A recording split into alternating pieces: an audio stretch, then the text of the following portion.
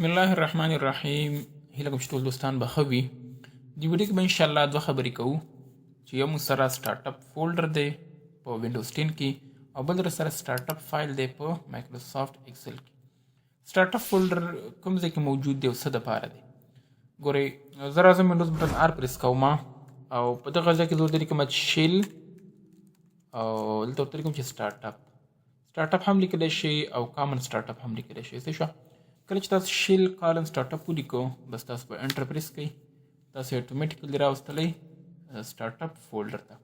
سټارټ اپ فولډر دا څه دپاره دی؟ که دغه ځای کې تاسو هر څه ورته پیسټ کوئ، مثال آډیو وي، ویډیو وي، فایل وي، فولډر وي، که هر څه وي تاسو چې کله پی سي ته لاګین کېږئ تاسو ته به اټومیټیکلی هماغه فایل یا هغه فولډر اوپن کېږي. مثال بعضې کسانو بسم الله الرحمن الرحیم په دغه ځای کې آډیو پیسټ کړي وي، نو کله چې هغه سیستم ته لاګین کېږي نو هغه ته اول بسم الله الرحمن الرحیم ووایي. نو دغه موږ سره دی سټارټ اپ. بل موږ سره دی ایکسل سټارټ اپ چې زه کله فار ایگزامپل راشم ایکسل ته او زه فار ایگزامپل دغه ځای ته راغلم نو زه غواړم چې ماته اټومیټیکلی یو فایل زه ورته هلته کریټ کوم، نو ماته دې چې کله زه ایکسل ته راځم ماته دې هماغه اوپن کېږي. نو زه به راشم فایل ته، آپشنز ته او په دې کې ټرسټ سینټر ته، دې کې ټرسټ سینټر سیټینګ ته او په دې کې هم ټرسټډ لوکیشن ته به تاسو راشئ. دې کې به ایکسل سټارټ چې کوم موجود دی په دې باندې به تاسو کلیک وکړئ او دې باندې به ډبل کلیک تاسو وکړئ او دغلته به هم تاسو کلیک وکړئ، دا به تاسو کاپي کوئ. بس دا چې کاپي کړو دې ځای نه به تاسو ووځئ.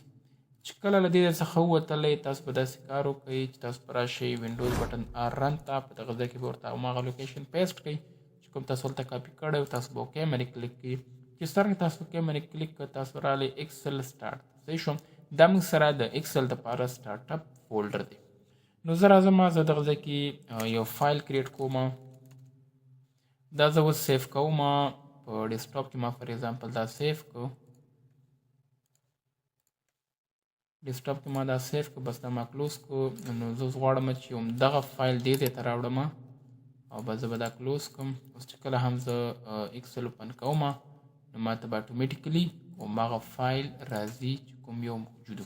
اوس چې زه کله کنټرول ان پرېس کوم نو زموږ سره نوي راځي، خو چې کله زه نوی راځم ایکسل ته نو ما ته به اټومیټیکلی همدغه فایل په نظر باندې راځي او ما ته همدا هیله کوم چې په دې ویډیو باندې پوه شوي یاست. دا موږ سره سټارټ اپ